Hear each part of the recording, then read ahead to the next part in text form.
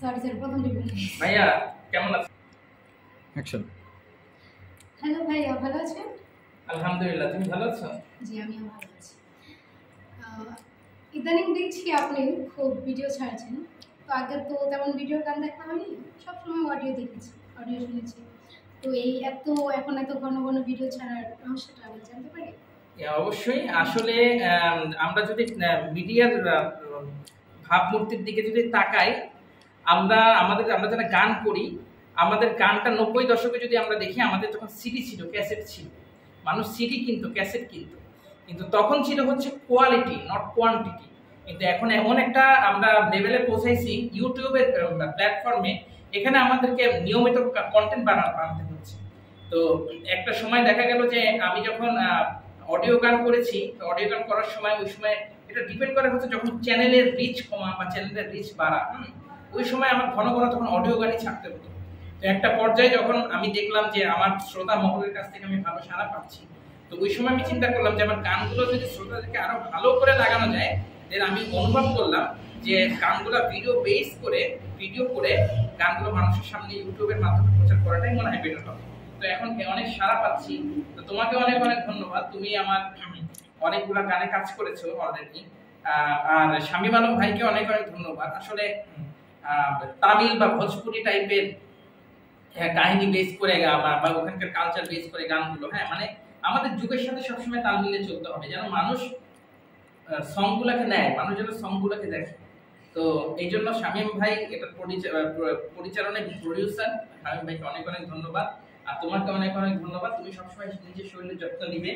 আর তোমার জন্য দোয়া রইলো, কারণ তুমি সবসময় একটা কথা তোমাকে বলি, তুমি যে কাজ করছো, কাজ করার পর তোমার তোমার শরীরে চার্জ দেওয়ার জন্য তোমাকে অলওয়েজ চিন্তা করা লাগবে, তোমাকে ঠিকমতো নিয়ম মাফিক তোমাকে 3 বেলা খেতে হবে, তোমার ঘুম প্রয়োজন, নিজের যত্ন প্রয়োজন।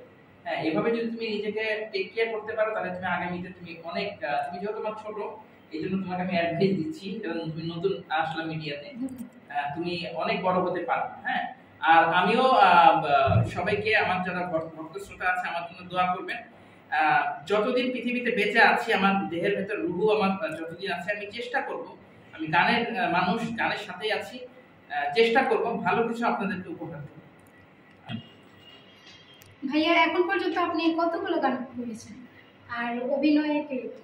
আচ্ছা, অভিনয় প্রসঙ্গে কথা। আচ্ছা, তুমি আমাকে প্রথমে জিজ্ঞেস করলে যে আমি আমি আমার গানের সংখ্যা কত। আমি আমার মিউজিক ক্যারিয়ার শুরু করি 2011 সাল থেকে। 2011 সালে যখন আমি মিডিয়াতে পদার্পণ করি, ওই সময় ক্যাসেট এবং সিডির যুগ বিলুপ্ত প্রায়। তো আমার ফার্স্ট অ্যালবাম ছিল প্রথম ভালোবাসা। তখন আমি সিঙ্গার হিসাবে আত্মপ্রকাশ করি, তখন মিউজিক কম্পোজার হিসাবে আত্মপ্রকাশ করিনি। 10টা গান করেছি।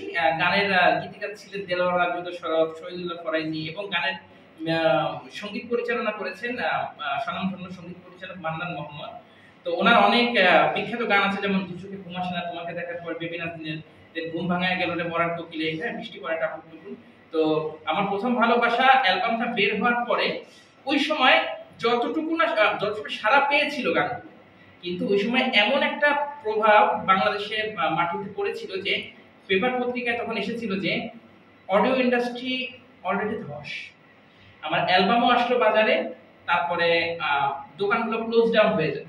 তারপরে প্রথম ভালোবাসা অ্যালবামের পরে আমার নেক্সট অ্যালবাম আসলো হৃদয় দিলাম, ফুল সলো অ্যালবাম। আমার তৃতীয় সলো ছিল হৃদয়ের গভীরে।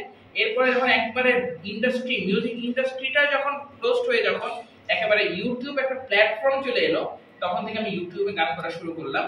দেন একটা কোম্পানি ছিল মিডিয়া প্ল্যান্টের সাথে আমার চুক্তি ছিল।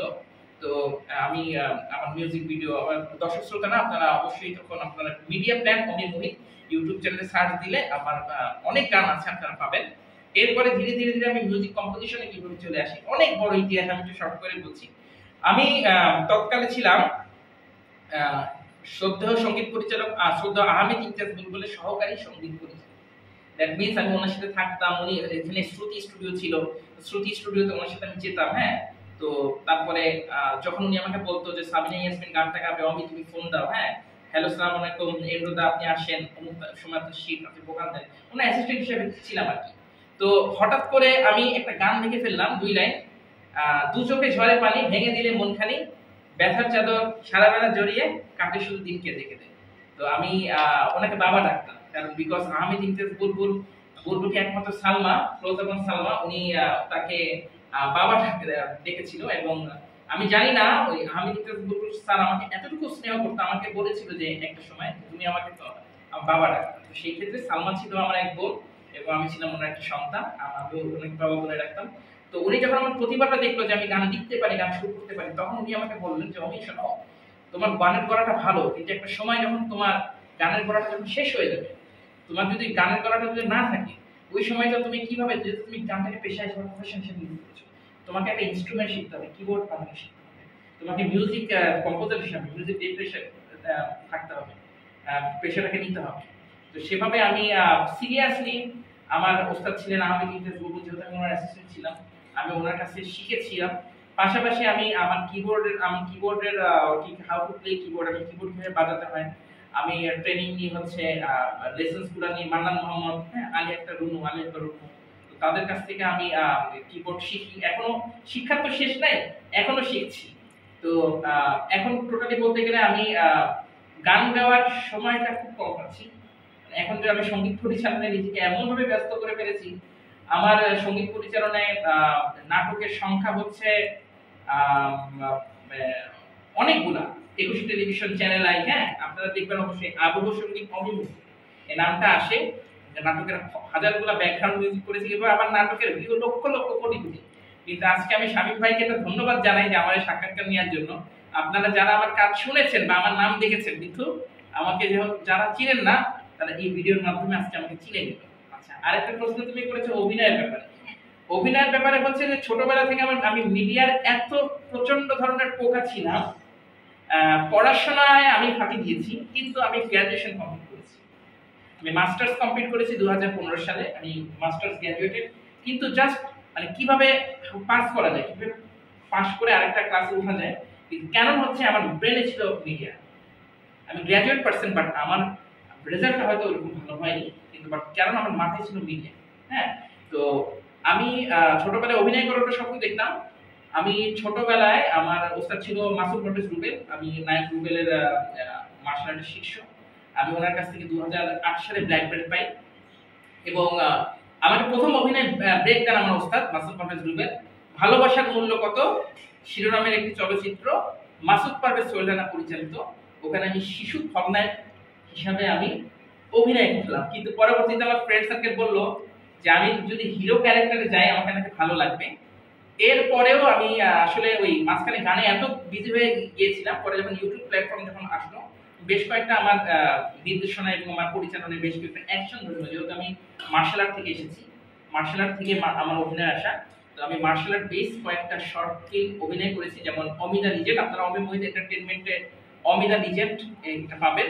এবং আমার প্রথম চলচ্চিত্র ভালোবাসার মূল্য কত মাসুদ পারভেজ সোহেল রানা, এই সিনেমায় আমাকে ছোট ছোট ইউটিউবে খুঁজতে পাবেন। তখন বড় পর্দায় আমরা হলে গিয়ে আমার আত্মীয় স্বজন নিয়ে, আমি ফ্রেন্ড সার্কেল নিয়ে আমরা সিনেমাটা দেখেছিলাম। ভালো গল্প, আপনারা দেখবেন। আর সামনে আমি কয়েকটা মার্শাল আর্ট ভিত্তিক আমি শর্ট ফিল্ম বানাচ্ছি, ইনশাল্লাহ আপনারা দর্শকরা দেখতে পাবে। গল্প চলছে। তো এইভাবে আর কি আমার মিডিয়াতে আসা এবং এভাবেই কাজ করা।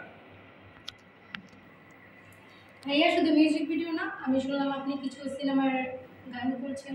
কি কি গান করছেন, কি কি কাজ করছেন? জি, আমার প্রথম সিনেমার আমাকে যিনি চলচ্চিত্রে যিনি আমাকে সঙ্গীত পরিচালক হিসেবে ব্যাকআপ দেন, ওনাকে আমি শ্রদ্ধার সাথে আমি সবসময় সম্মান করি, এআর বকুল নেত্রবাদী।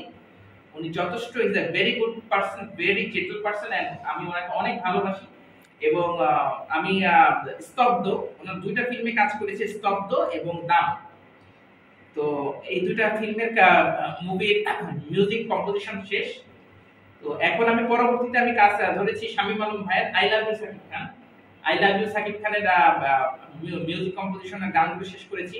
তারপরে হ্যাকার, রাইট, হ্যাকার সিনেমারও কমপ্লিট করেছি। তো সামনে আরো সিনেমার কথা চলছে। আমরা তো জানি যে গত কিছুদিন আগে বাংলাদেশের রাজনৈতিক অবস্থা, কোটা আন্দোলন, অনেক মানে অ্যাক্টিভিটিস, পলিটিক্যাল অ্যাক্টিভিটিস কারণে আমাদের মিডিয়াতে যারা ছিলাম আমরা, আমাদের কাজটা একটু স্টপ ছিল, কিন্তু ধীরে ধীরে আমাদের কাজ আবার স্টার্ট হয়েছে। ইনশাআল্লাহ সামনে আরো নতুন নতুন মুভির আমরা কাজ পাবো। এখন আমি কাজ করছি ব্যাকগ্রাউন্ড মিউজিকের কাজ করছি, পাশাপাশি ফেসবুকে যে মোটিভেশনাল ড্রামাগুলা জিএম সৈকত ভাই, আপনারা জিএম সৈকত সার্চ দিয়ে যতগুলা শর্ট ফিল্ম দেখবেন ওগুলোর ব্যাকগ্রাউন্ড মিউজিক আমারই করা। তো এইভাবে কাজ করে যাচ্ছে আর কি। আমি এখন বর্তমানে এখন আমি শেখ শামীম পরিচালিত সুপার ফাইটার, একটা অ্যাকশন ধর্মীয় ফিল্মের একদম কাজ স্টার্ট করছে, এখন রানিং। আমি super fighter cinema Sheikh Shamim পরিচালিত এই মুভিটা আমি কাজ করছি। ধন্যবাদ ভাইয়া এতক্ষণ আমাদেরকে এত সুন্দর করে বলার জন্য আর এত সময় দেওয়ার জন্য। আশা করি আপনি আরো খুব ভালো ভালো কাজ করবেন। ধন্যবাদ। সবাই আমার জন্য দোয়া করবেন, আর সবাই নিজের প্রতি খেয়াল রাখবেন। কারণ নিজে যদি আগে সুস্থ থাকেন, আগে নিজের সুস্থতা, আগে নিজের ভেতরে শান্তি স্থাপনা, যদি নিজেকে সুস্থ রাখতে পারেন তাহলে কি করতে পারবেন, আপনি সুন্দরভাবে গান, ভিডিও, নাচ সপরিবারে সবাইকে নিয়ে বসে দেখতে পারবেন। তো সবাই আমার জন্য দোয়া করবেন এবং নিজের প্রতি খেয়াল রাখবেন। সবাইকে আসসালামু আলাইকুম, অনেক অনেক ভালোবাসা, অনেক অনেক লাভ।